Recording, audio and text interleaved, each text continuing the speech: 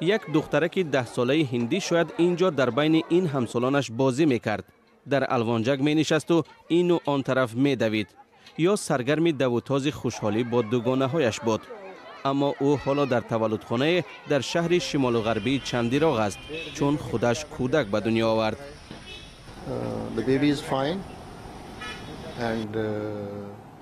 صحتی کودک خوب است، از مادرش هم.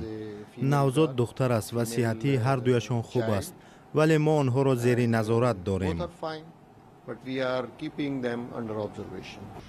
دخترک 10 ساله هندی که تقویش پیوسته او را تجاوز میکرده است آبستن شده است و فقط در 7 ماهگی والدانش بعد درد شکم به این بیمارستان آوردند و از حامله بودنش با خبر شدند.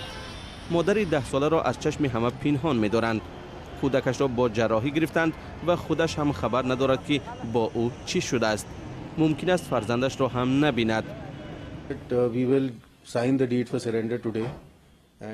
ما سند تسلیم کودک را امروز امضا میکنیم و 2 ماه منتظر میمونیم. اگر 2 ماه بعد پدر و مادر به سراغش نآیند او را به والدان خواهشمند به فرزندخانه میسپاریم.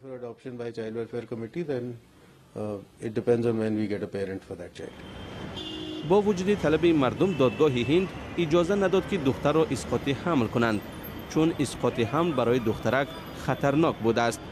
تقوی دختر در زندان است. در هند تجاوز جنسی کودکان یک مشکل باقی میماند و سال 2015 هم 10,000 کودک را در کشور تجاوز کردند.